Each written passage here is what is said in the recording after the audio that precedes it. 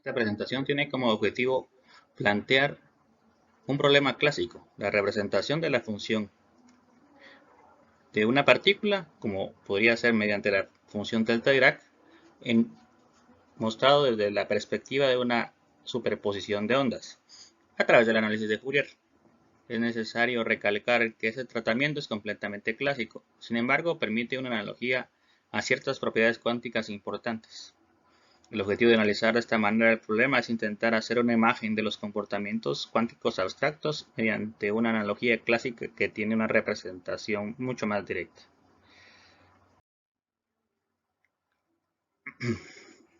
La función delta Dirac podría tratarse como una función gaussiana especial.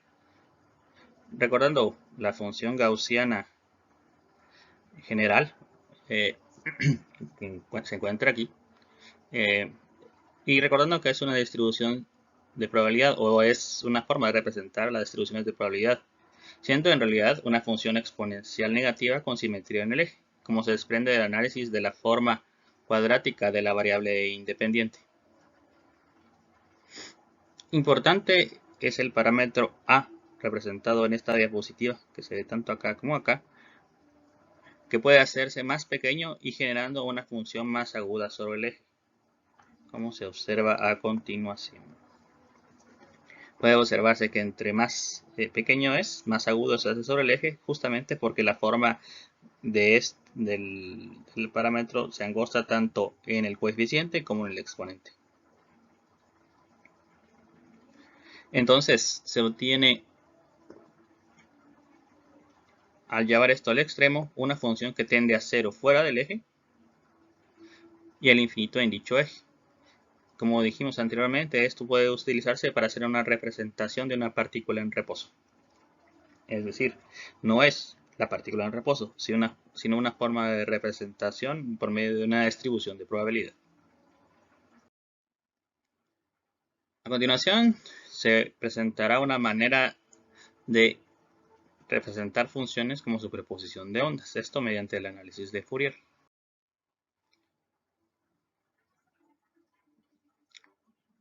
Aquí se presenta la forma general de dicha serie.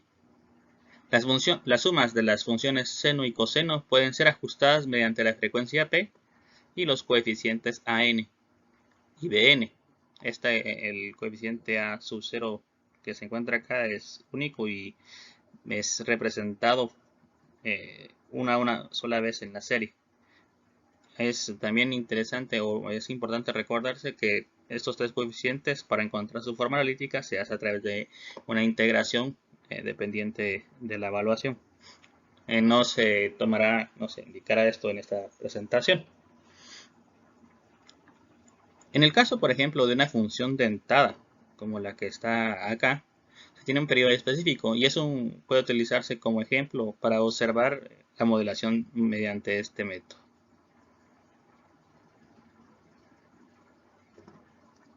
A continuación se observa cómo el ajuste puede irse dando conforme aumenta el n en la serie. Se observa claramente que cuando solamente se utiliza una combinación de la función, simplemente se sobrepone la función trigonométrica a la forma dentada. Al ir aumentando los términos de la serie, se observa que el ajuste mejora rápidamente, hasta que en n igual a 6 el ajuste es muchísimo mejor.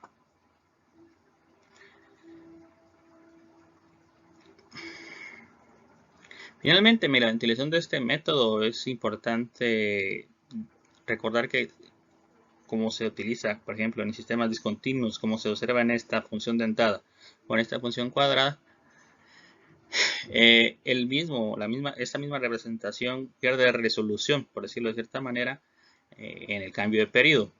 Puede observarse aquí donde está el corte del diente, que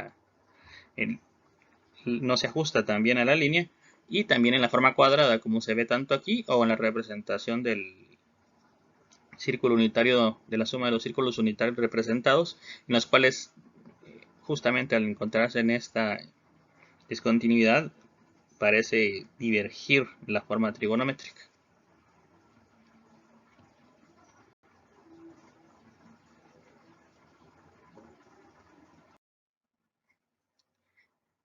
Si tomamos en cuenta que los coeficientes de la suma no sean solamente reales, sino también pueden pertenecer a los espacios complejos, puede utilizarse la identidad de Euler para representar la forma exponencial de manera directa a partir de la forma trigonométrica.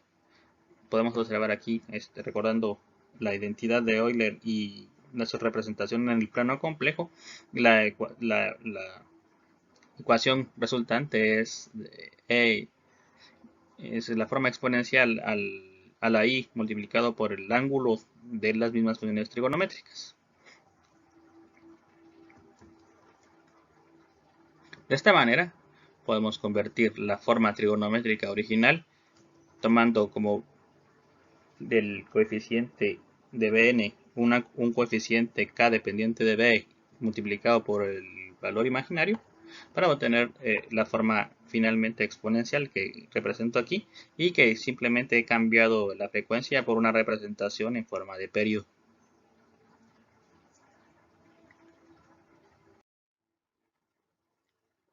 ¿Qué pasa cuando es en esta representación exponencial colocada aquí por practicidad? El periodo tiende al infinito, o dicho de otra manera, cuando la frecuencia tiende a cero.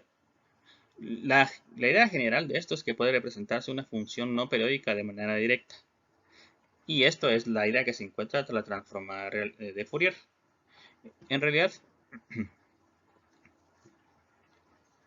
lo que se está haciendo es realizar una transformación de un espacio de funciones que dependen de la frecuencia, aquí representado por fx, a un espacio que depende de pulsos. Esto se puede ejemplificar mediante la representación de la onda cuadrada que se trató en la diapositiva anterior.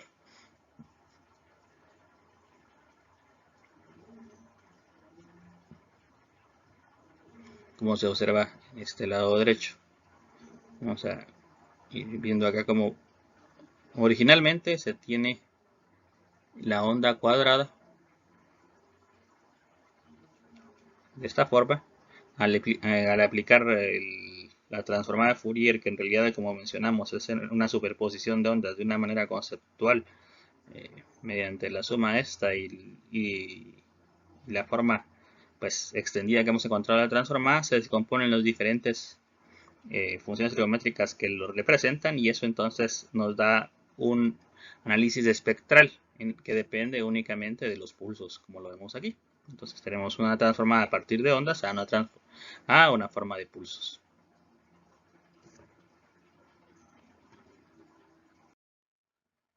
Finalmente, la utilización de la transformada de Fourier de la función delta de Dirac presenta características interesantes que pueden ser útiles para describir ciertos comportamientos cuánticos.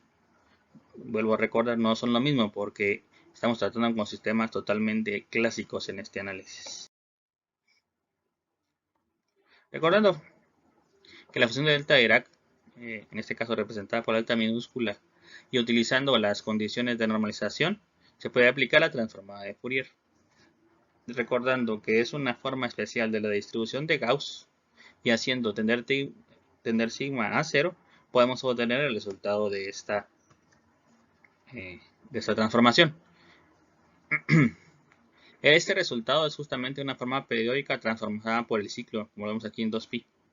Es decir, estamos justamente pasando de la forma de onda a la forma de pulso. Y al evaluar el sistema, solamente se obtiene un valor diferente de 0 cuando este valor es igual al valor original de donde se encontraba la función. Esto significa que la transformada de la función en esta parte, es decir, donde tiene el infinito con t igual a 0, que sería el equivalente a esto, se dispersa en todo el espacio, como lo podemos ver aquí. El valor que es constante significa que yo tengo el mismo valor en todo el espacio, y esto, al observarse aquí, hace una representación en la cual algo que está solamente localizado ahora se encuentra totalmente disperso. Esto es consistente con la transformada de la función de Gauss, que entre más angosta es la dispersión, más se extiende en su transforma. ¿Cuáles son las consecuencias de este tratamiento entonces? Es posible utilizar la función delta de Dirac como modelo de una partícula. Debido a las propiedades de interferencia de las ondas, cuando se representa la función delta de Dirac por medio de una acumulación de ondas, la sección discontinua presenta cierta divergencia. La presencia de ahí en la representación de la función delta es importante para su interpretación. Y la aplicación de la transformada de Fourier a la función delta de Dirac genera una representación conjugada, que es contraria a la que se obtiene en la representación original. Es decir, si la función delta está sumamente localizada, la transformada está dispersa.